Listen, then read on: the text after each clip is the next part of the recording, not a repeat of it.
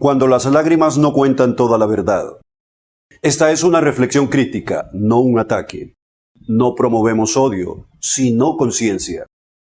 El objetivo es cuestionar la doble moral con la que se trata el sufrimiento humano. Es imposible no conmoverse ante el llanto de un ser humano. Las lágrimas, cuando son sinceras, hablan de dolor, de impotencia, de compasión. Pero también debemos tener cuidado cuando esas lágrimas son usadas como un arma emocional para influir en la opinión pública, especialmente cuando no van acompañadas de una mirada completa sobre los hechos. Recientemente, un representante palestino derramó lágrimas en la ONU. Muchos aplaudieron ese momento, pero pocos se detuvieron a preguntar, ¿dónde estaban esas lágrimas cuando grupos armados utilizaron a su propia gente como escudos humanos? ¿Por qué no hubo el mismo dolor visible cuando se supo que parte de la ayuda humanitaria era desviada, vendida y mal administrada, dejando a miles sin recursos básicos? Mientras en Nueva York se ofrecía un discurso emocional, no hubo una condena clara contra los actos cometidos por facciones extremistas que han puesto en peligro a civiles. Ni una mención por los rehenes israelíes, niños, mujeres, ancianos capturados en el ataque del 7 de octubre. ¿No merecen también esas familias compasión y visibilidad? Cuando la población civil en Gaza pedía refugio, ¿hubo algún llamado a los líderes regionales para que abrieran sus fronteras y ofrecieran auxilio? ¿Por qué no se elevó la voz exigiendo solidaridad de los países cercanos? ¿Dónde estaban los grandes discursos en esos momentos? Hoy, cuando Israel y Estados Unidos han implementado formas de llevar alimentos directamente a los civiles, evitando que estos sean interceptados por grupos radicales, reaparecen las cámaras, los discursos y las lágrimas. Seamos claros, el sufrimiento del pueblo palestino es real. Pero si verdaderamente nos importan los inocentes, debemos también señalar a quienes, desde adentro, han fallado en protegerlos y representarlos con integridad. El papel de ciertos grupos armados ha sido, en muchos casos, más de opresión que de defensa. La justicia no puede construirse con lágrimas que aparecen solo cuando convienen. La verdadera compasión no discrimina. Llorar por unos e ignorar a otros no es solidaridad. Es selectividad emocional. Es propaganda, pues. Y mientras tanto, ¿dónde están esas mismas voces cuando se atacan comunidades cristianas en el Medio Oriente? ¿Dónde están las lágrimas por los drusos, una minoría que también sufre persecución, o por los cristianos martirizados por el extremismo? ¿Quién alza la voz por ellos?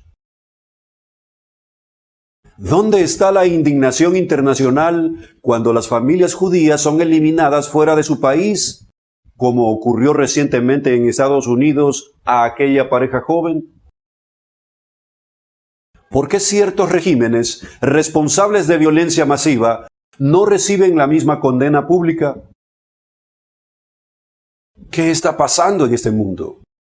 Bien lo dijo Jesús: por haberse multiplicado la maldad, el amor de muchos se enfriará.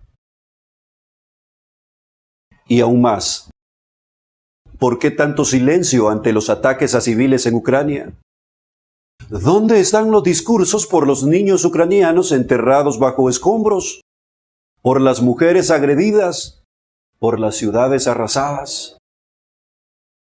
¿Será que el dolor solo se amplifica cuando sirve a ciertos intereses?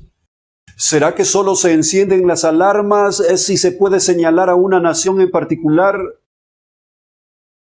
No es justo que la indignación global se active selectivamente. La balanza moral está desequilibrada y muchos prefieren no verla.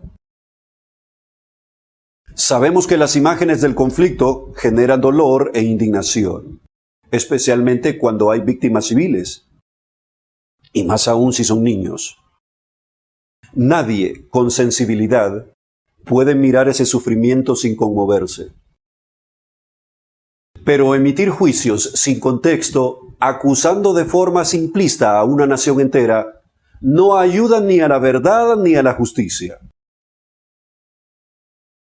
Israel tiene el derecho, como cualquier otro país, de proteger a su población de ataques realizados por grupos armados que operan desde zonas civiles, escondidos entre hospitales, escuelas y viviendas. Estas prácticas han sido documentadas por diversos organismos internacionales. Criticar acciones específicas es válido, pero debe de hacerse con responsabilidad, usando fuentes verificadas y evitando generalizaciones dañinas. Sobre la ayuda humanitaria, tanto Israel como Estados Unidos han implementado mecanismos para entregar alimentos directamente a la población civil. Esto se ha hecho para evitar que grupos armados intercepten o desvíen los recursos. Ignorar este esfuerzo o asumir que todo se hace con malas intenciones borra la realidad de los civiles que sí están recibiendo esa ayuda para sobrevivir. Toda pérdida humana es dolorosa, ya sea en Gaza o en Israel. Pero necesitamos una visión completa y justa de lo que sucede.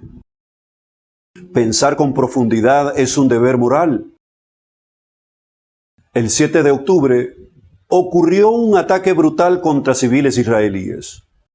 Este acto, ampliamente condenado a nivel internacional, incluyó secuestros, asesinatos y violaciones. No se trata de propaganda, sino de hechos documentados.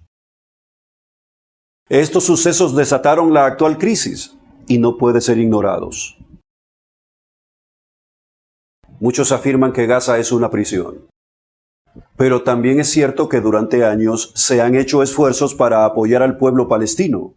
Empleos, ayuda médica, evacuaciones. Sin embargo, en muchas ocasiones, esos esfuerzos fueron saboteados desde adentro por liderazgos que priorizan la confrontación sobre el bienestar de su gente. En vez de construir escuelas, se construyen túneles.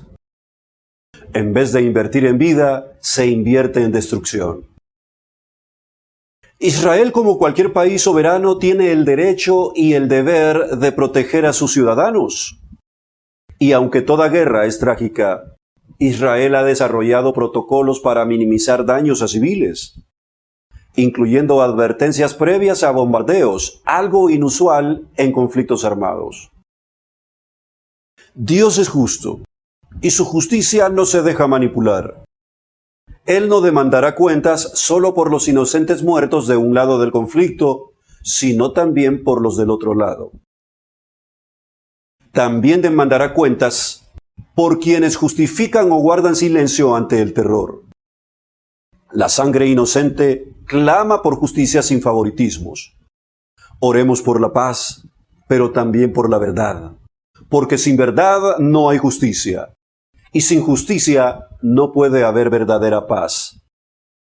Es cierto que de este mundo nada nos llevaremos, pero sí dejamos algo: nuestras palabras, nuestros actos, nuestra postura.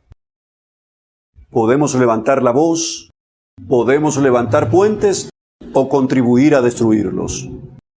La indignación es comprensible, pero el odio disfrazado de justicia solo prolonga el sufrimiento. Si te duele lo que está ocurriendo, busca la verdad completa. No te quedes con lo que suena bien, sino con lo que está bien fundamentado. Defiende la vida, la justicia y la verdad con honestidad, no con consignas vacías. Muchos prefieren callar, pero tú y yo no podemos darnos ese lujo. Por eso te invito, usa tu celular, tu tablet, tu computadora. Comparte este mensaje, habla con tus amigos, enséñaselo a tus hijos, públicalo en redes. No lo hagas solo por Israel, hazlo por ti, por la humanidad, por el futuro. Este mensaje es una advertencia, y si no la escuchamos, si no la compartimos, también seremos responsables del silencio. Recuerda, el que calla la verdad también es cómplice de la mentira.